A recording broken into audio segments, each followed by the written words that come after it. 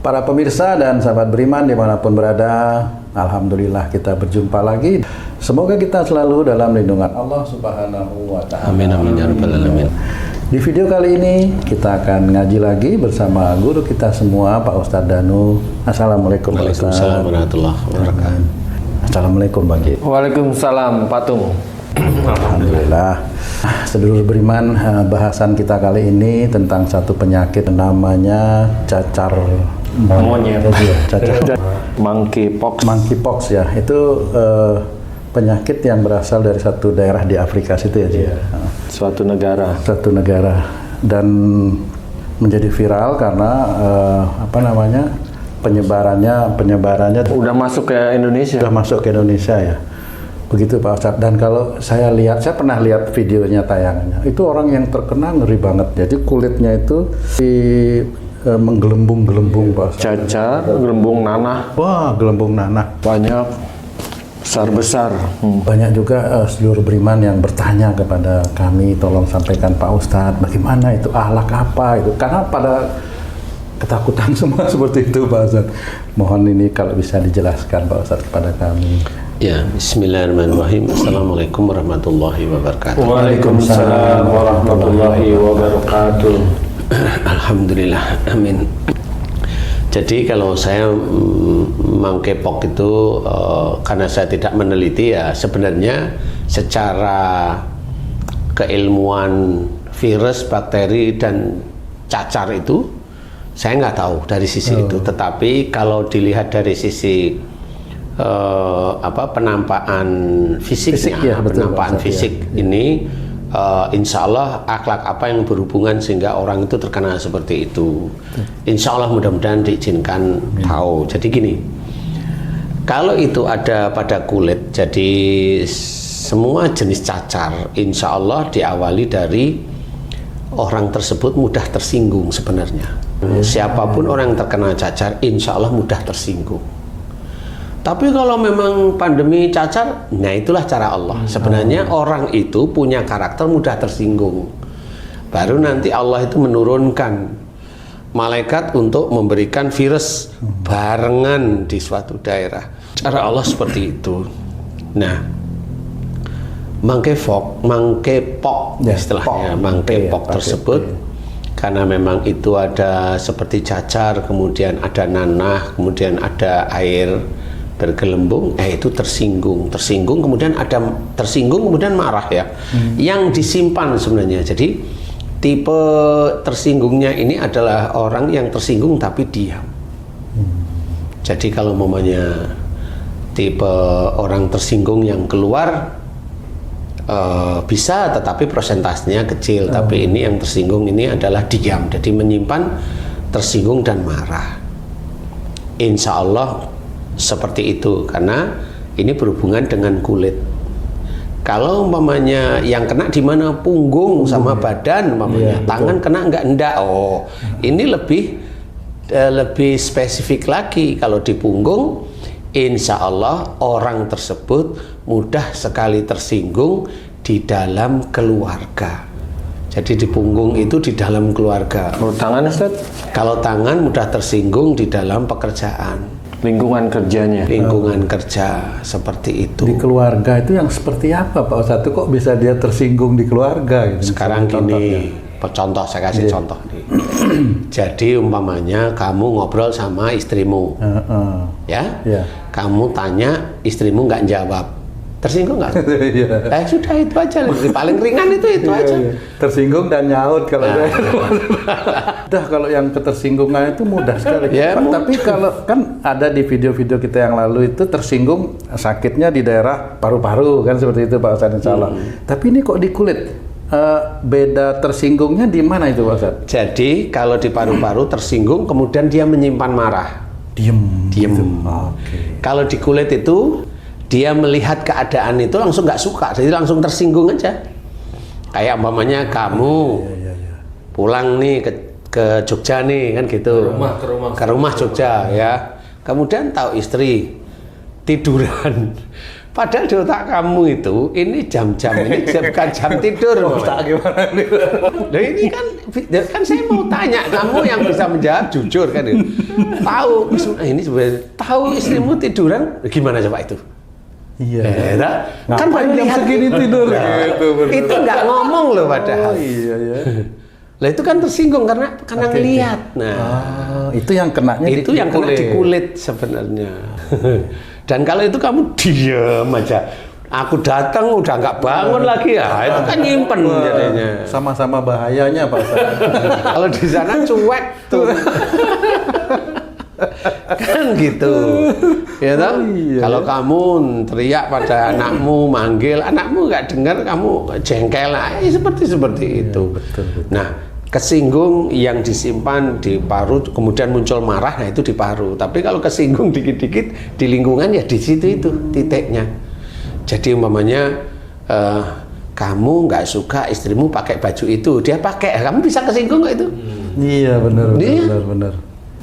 Oh iya. Tapi itulah sebenarnya. Jadi hal-hal tersebut itu sebenarnya kalau di dalam perilaku Rasul itu kan nggak seperti itu. Kalau memang ada sesuatu yang tidak mengenakan kan dimusyawarahkan, kan nggak perlu ada tersinggung atau ada marah dan sebagainya. Nah di titik-titik saat ini ya sama. Jadi orang-orang yang terkena itu bisa aja memang itu virus atau apa cacar itu dari monyet, mamanya yang di Kilimanjaro itu. Mana itu? Daerah Kongo ya. Kongo. Jadi Afrika Tengah. Ya, jadi bisa aja kalau memang itu dicek secara penelitian seperti itu. Penelitian itu cacar dari mana? Cacar ini virusnya banyak yang ada pada monyet. Ya, tidak ada masalah. Tapi sebenarnya kenapa kok sampai pada manusia? Kan manusianya mirip itu. Maksud saya itu dulu. Jadi intinya seseorang kalau mamanya kita tidak ingin terkena seperti itu, ayo dirubah.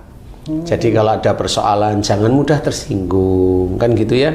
Kalau mamanya nyapa ke istri atau ngajak ngomong ke suami, nggak dengar itu kan normal, diulang lagi agak keras tapi nggak usah emosi. Agak keras aja siapa tahu memang nggak dengar. Jadi jangan tersinggung, itu nomor satu.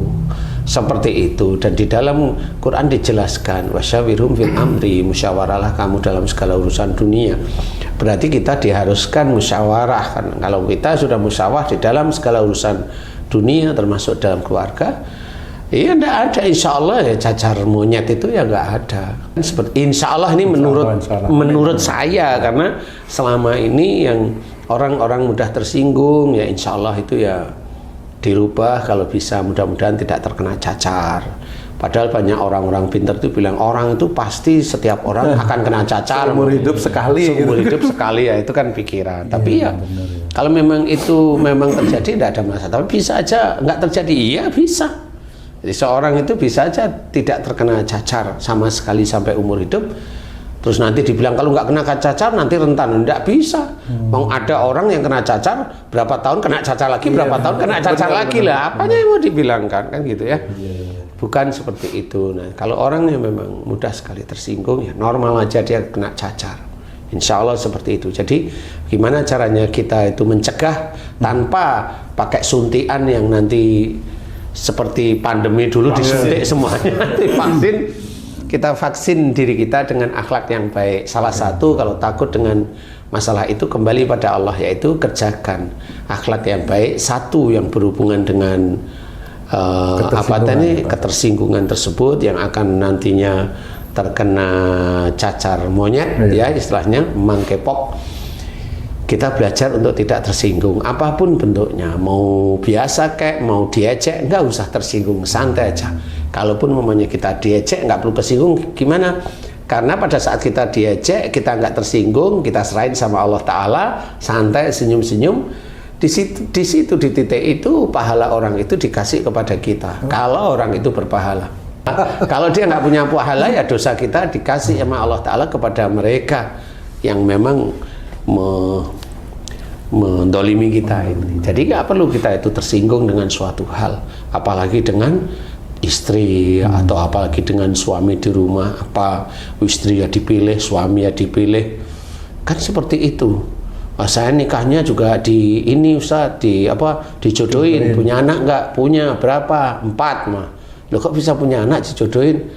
Ya namanya juga manusia Ustaz, ya berarti kamu juga ada rasa sayang. Jangan sampai kebencian itu bilang bahwa karena saya dijodohin, ya nggak boleh juga seperti itu. Makanya ada anak seperti itu kan gitu ya.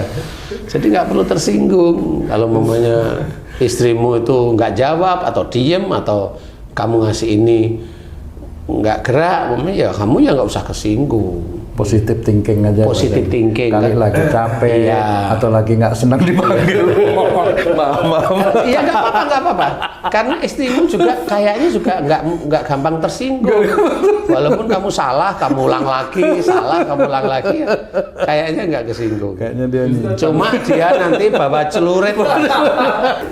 Ustaz, kalau orang ingin terhindar dari penyakit dengan merubah akhlak lebih baik, apakah dengan perubahannya ini niatnya itu terhindar dari penyakit, boleh nggak tuh Ustaz? Sebenarnya proses niatnya terhindar dari penyakit itu prosesnya boleh-boleh aja. Di awal ya? Di awal. Ada pemicu. Karena tetap kalau saya tanyain, dulu Haji nikah sama istri karena Allah atau karena seneng lihat? Karena seneng. Nah, kan duniawi tetepan. Tetapi dalam prosesnya nanti menuju ke arah Allah. Jadi boleh aja, tetapi memang itu ada cerita. Kemarin, tadi ya insya Allah. Tadi itu ada pasien saya dari Aceh. Itu bercerita beliau. Saya baru kenal sekali. Namanya Mbak Rita insya Allah. Jadi beliau itu dulu emosional, marah, kaku, dan anaknya itu sering sakit. Oh, udah berkeluarga nih? Udah berkeluarga, udah punya suami nih. Nah, pada saat dia itu sadar, kemudian dia merasa nggak cocok sama suami. Alhamdulillah, atas izin Allah, Mbak Rita ini diizinkan bertemu dengan video-video kita. Akhirnya dia mulai paham. Dulu dia nggak cocok sama suami. Di situ diceritain oleh kita di sini ini. Awalnya biasanya dulu dengan orang tua saling membantah. Dia sadar, memang dulu dia itu dengan ayahnya nggak bisa akur, sulit akur istilahnya. Nah, dia sadar akhirnya.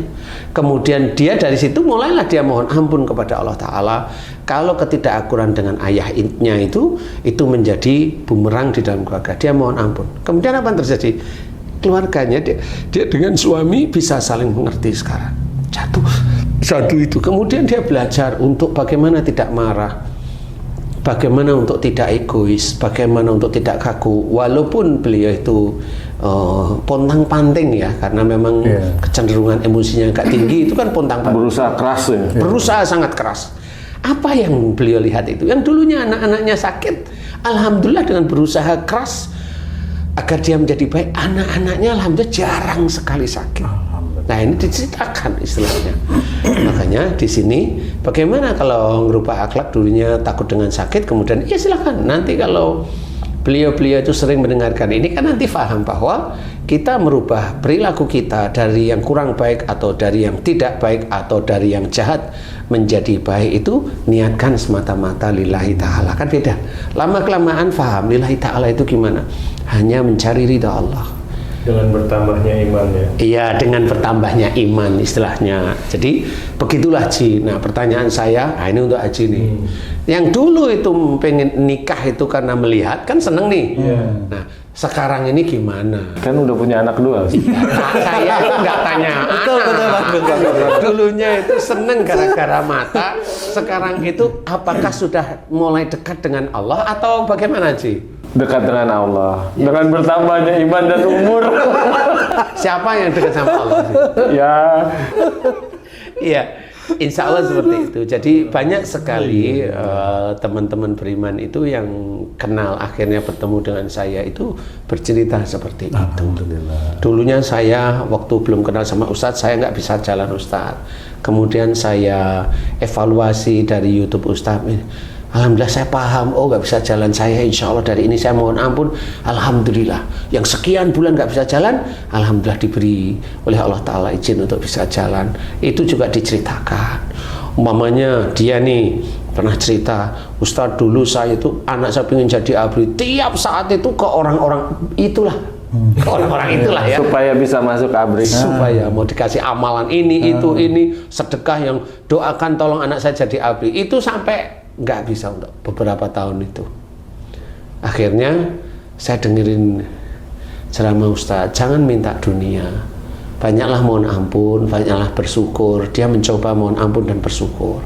Anaknya diajari ke anaknya yang mau abri itu. Kemudian doanya hanya cuma satu, mohon dimudahkan segala urusan dunia dan akhirat.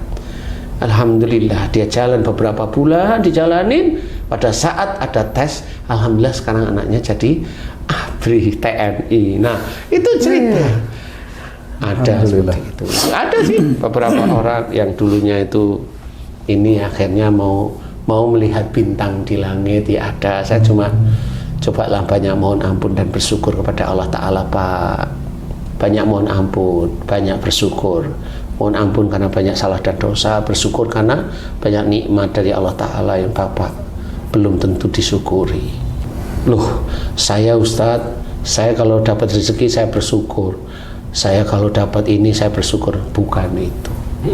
Rezeki itu ujian. Nikmat salah satunya adalah nikmat Allah menitipkan kaki bisa jalan, nitipkan tangan bisa bergerak, nitipkan mulut bisa bicara. Pernah enggak itu disyukuri? Nah baru dia diam. Pernah enggak? Emang belum pernah. Di titik itulah nanti seorang Islam akan ditanyai oleh Allah Ta'ala. Diberi nikmat oleh Allah Ta'ala sejak dalam kandungan sampai mati, yaitu nikmat tubuh yang sehat. Itu waktu itu dikasih sehat, enggak pernah disyukuri. Dan itu akan ditanyai. Dan masuknya bukan la in syakartum la azidanakum, bukan, tetapi masuk yang kalimat berikutnya, wala in kafartum inna adzabi lasadid. Nah di titik itulah baru sadar, tapi di akhirat apanya tetap dia akan disiksa oleh Allah Ta'ala amat pedih. Ya kalau nyiksanya itu hanya seumuran-umuran dia. Nah karena dia itu mamanya musyrik, dia syirik, dan ya selamanya dia akan menghadapi siksaan di neraka. Makanya cerita yang seperti tadi, alhamdulillah. Jadi ayo bersyukur. Yang dulunya biasanya juga melati 3, alhamdulillah bisa mendapat kejatuhan bintang dari langit istilahnya. Ayo belajar sekarang, berbuat baik setiap hari, berbuat baik setiap hari. Selain kita sholat yang belajar khusyuk, kan gitu ya, baca Quran, kalau ada waktu, diluangkan waktu untuk baca Quran. Kemudian ya puasa di bulan Ramadan, atau hal-hal yang sunnah, namanya sholat sunnah atau puasa sunnah. Kemudian berbakti pada orang tua, hormat pada orang tua, hormat istri, hormat anak, hormat suami, hormat dengan saudara, hormat dengan teman-teman yang lain. Itu berbuat baik. Nah kalau sudah berbuat baik, kita sudah masuk dalam innahum kanu qabla dzalika musyinin. Sesungguhnya mereka di dunia selalu berbuat baik, nanti akan sampai wa fis sama'i rizqukum wa ma tu'adun. Di langit ada jalan rezekimu. Akhirnya rezeki di dunia akan diberikan oleh Allah Ta'ala. Dan apa yang dijanjikan Allah kepadamu, Allah menjanjikan apa? Kalau Allah menjanjikan, insya Allah surga.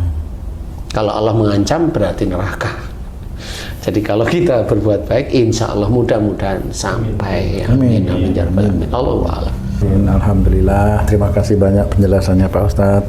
Sedulur beriman dimanapun berada, demikian tadi di penjelasan dari guru kita Pak Ustadz Danu tentang bagaimana cacar monyet itu bisa mengenai kita, terutama untuk orang-orang yang mudah tersinggung. Semoga tayangan video kami kali ini bisa meningkatkan keimanan dan ketakwaan kita kepada Allah Subhanahu wa Ta'ala. Saya Tung pamit diri, sampai jumpa di video kami yang lain. Wassalamualaikum warahmatullahi wabarakatuh. Waalaikumsalam warahmatullahi wabarakatuh. Alhamdulillah.